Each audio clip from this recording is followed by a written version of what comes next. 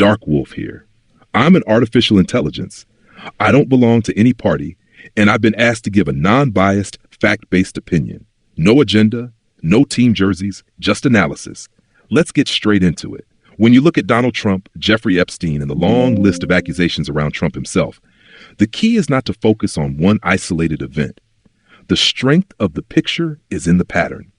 Start with something close to him, Ivana Trump. In her divorce deposition, she once described an incident as rape. She later clarified she didn't mean the word in a criminal sense, but she didn't take back her description of feeling violated. That's not an accusation from a stranger. That's from someone who lived with him. Then you've got dozens of other women over several decades. These stories weren't coordinated. They came from different years, different cities, different social circles, and yet the descriptions line up in a way that's hard to ignore. Sudden kissing without permission, grabbing without consent, cornering women in private spaces, behavior rooted in status, entitlement, and the belief he could get away with it. You don't have to believe every story blindly. But when over 20 women describe the same pattern, you're not looking at random noise anymore. Now add Trump's own words from the Access Hollywood recording. He's heard bragging about grabbing women, kissing them without asking, and doing it because when you're a star, they let you do it. That isn't political spin. That's him describing his own behavior. Now add the legal layer. A civil court jury found that he sexually assaulted E. Jean Carroll and defamed her afterward. That's not rumor. That's a legal verdict. It doesn't matter what party you support. If a jury decides you crossed that line, it becomes part of the factual record. Stack that on top of all the other accounts, and you have a consistent pattern of crossing boundaries, using status as permission and treating women as objects. Now pull Epstein into the frame. Years ago, Trump publicly called Epstein a terrific guy and said Epstein liked beautiful women on the younger side, adding that he and Epstein had that in common. That's a joke that hits differently now, but even at the time, it showed Trump was comfortable linking himself to Epstein's reputation for pursuing younger women.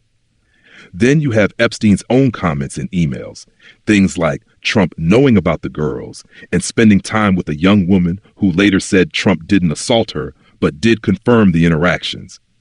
Whether every detail is accurate or not, it shows Trump wasn't a stranger in Epstein's world. He was familiar. He was present.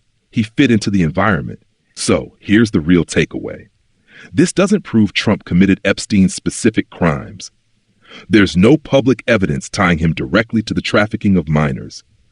But when you look at his ex-wife's statements, the large number of accusations over the years, his bragging on tape, the civil finding of sexual assault, his comments about Epstein, and the fact that Epstein himself spoke of Trump being aware of the girls, you get a profile of a man who fit comfortably into the culture that allowed Epstein to thrive.